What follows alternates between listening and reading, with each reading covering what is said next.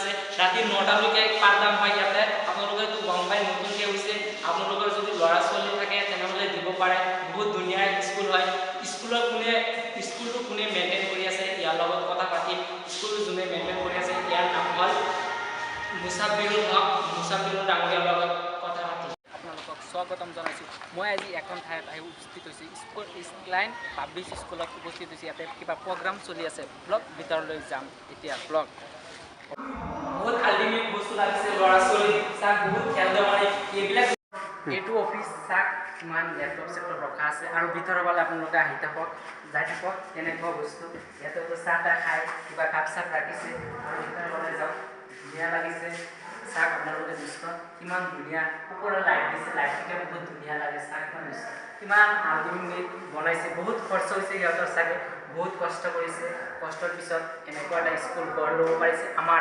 পিছপৰা গাঁৱত এনেকুৱা এটা ইংলিছ মিডিয়াম হৈছে বহুত আনন্দিত হৈছোঁ আমি আমাৰ কণ সৰু ভাই ভণ্টি আছে সিহঁতে যদি ভালদৰে পঢ়া শুনা কৰিব পাৰে আপোনালোকেতো গম পায় আজিকালি এছামিছ মিডিয়ামত পঢ়ি কি লাভ ইংলিছ মিডিয়ামত পঢ়িলে বহুত এটা ছাত্ৰ যদি কোনোবাই টিচিং লাইনত যালে বা কিবা কিবি এটা চাইণ্টিষ্টৰ বিষয়ত গ'লে কিবা ডক্টৰ হ'ব গ'লে ইংলিছ লাগে আজিকালি ইংলিছৰ বাহিৰে একো নাই আমি যে যাই আছোঁ কিবা কিবি লিখা থাকে ক'ৰবাত তাতো ইংলিছ লিখা থাকে ইংলিছৰ বাহিৰত একো নাই ফাইনেলি আমি পাই গৈছোঁ নিউ পাব্লিক স্কুলৰ চাই আছে স্কুলখন বহুত ধুনীয়া ইংলিছ মিডিয়াম হয় কণ ল'ৰা ছোৱালী আছে ভিতৰলৈ যাওঁ সিহঁতৰ লগত কেইটামান কথা পাতোঁ এতিয়া ভিতৰলৈ গৈ আছোঁ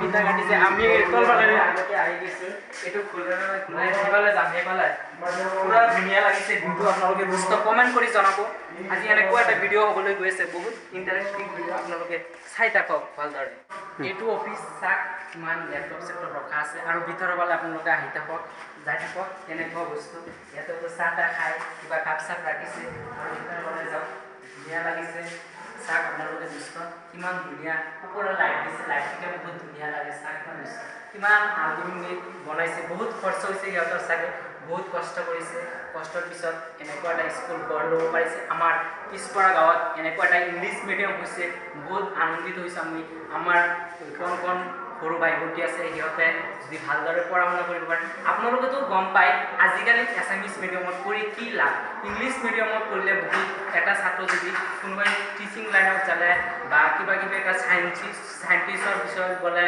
কিবা ডক্টৰ হ'ব গ'লে ইংলিছ লাগে আজিকালি ইংলিছৰ বাহিৰে একো নাই আমি যে যাই আছোঁ কিবা কিবি লিখা থাকে ক'ৰবাত তাতো ইংলিছ লিখা থাকে ইংলিছৰ বাহিৰে বহুত ধুনীয়া লাগিছে বহুত বস্তু আছে আৰু এনেকৈ বহুত এইবিলাক ৰাখিব লাগে স্কুলত শিক্ষাৰ্থী অলপ বহুত বস্তু ৰাখিব লাগে ছাত্ৰ ছাত্ৰীৰ মনোযোগ আকৰ্ষণ কৰে এইবিলাক খেল ধেমালি বস্তু বহুতখিনি ৰাখিব লাগে গোটেইখিনি দেখাই দি আছোঁ আপোনালোকে চাওক বহুত ধুনীয়া লাগিছে কি ক'ম আৰু অৰ্থক বুজাব নোৱাৰে কেনেকৈ ধুনীয়া বুজিছে আৰু বহুত কিবা কিবি বনাৰ আছে বেলেগ সময় যাম আপোনালোকে চাই আছে কিমান ধুনীয়া পৰিৱেশ বহুত আহি ভাল লাগিছে ল'ৰা ছোৱালীবিলাক যে পঢ়া শুনা কৰে এয়া ডাইনিং বহুত ধুনীয়া এটা ডাইনিং সৰু ল'ৰা ছোৱালী হয় সেইকাৰণে এটা ডাইনিং চাইনিং বহুত আৰু পিছফালে বহুত কিবা কিবি আছে ল'ৰা ছোৱালীৰ যদি অসুবিধা নহয় কোনো অসুবিধা যদি নকৰে সেইকাৰণে ব্যৱস্থা কৰিছে টিচাৰবিলাকে ইমান ধুনীয়া প্ৰস্তুতি লৈছে বহুত ভাল লাগিছে চাৰ দৃশ্য আপোনালোকে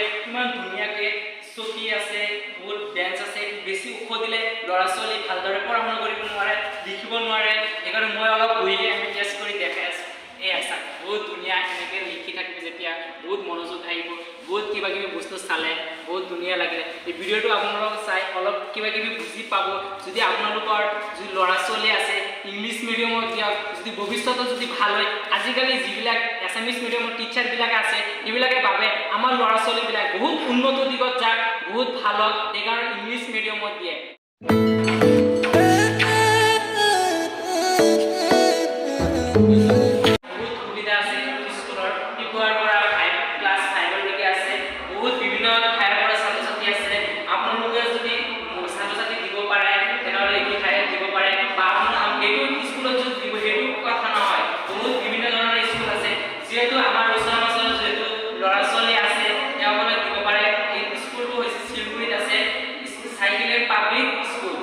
টিচাৰ কেটা আছে এটা গম পোৱা নাই টিচার আছে তো 15-20টা না বেশি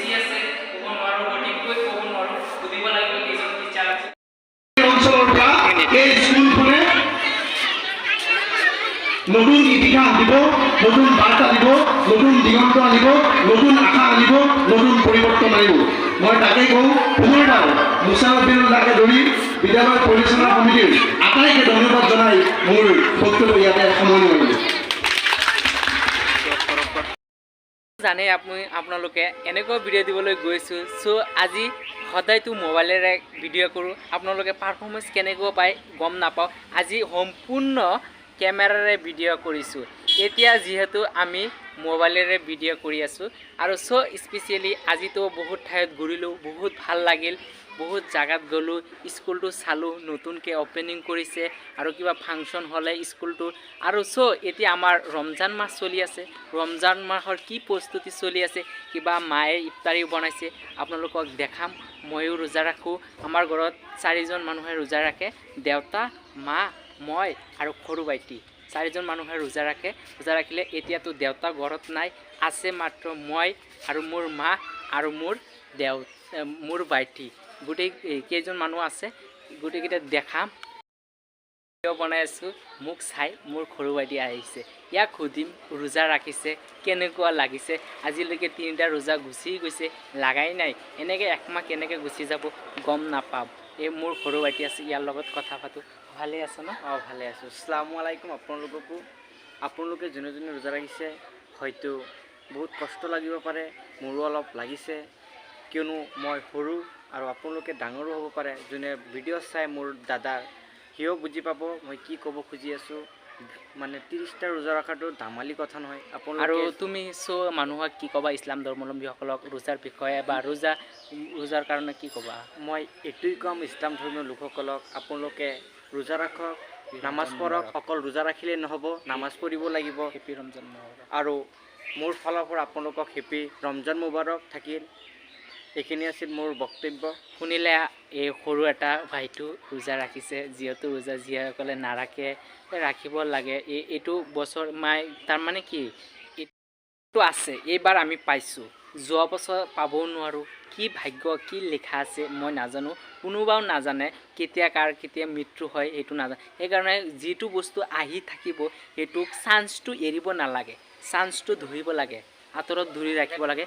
এতিয়া আমি দেখাম কি ইফতাৰী বনাইছে আমাৰ মায়ে, আজি কি বনালে আপোনালোকক দেখাম। আৰু এটাতো ভিডিঅ' দিছিলোঁ ৰমজানৰ আগদিনা, আপোনালোকে চাইছে। আজি 2টা ভিডিঅ' একলগত হৈ আছে, তাৰমানে কি আৰু এটা ভিডিঅ' স্কুলৰ, সেই স্কুলৰ ভিডিঅ'টো স্কুলটো চালোঁ, বহুত ধুনীয়াই লাগিল। আৰুতো সদায় মোবাইলেৰে ভিডিঅ' দি থাকোঁ, আজি কেমেৰাৰে ভিডিঅ' দিছোঁ। ভিডিঅ'টো আপোনালোকে চাই ভাল পাব।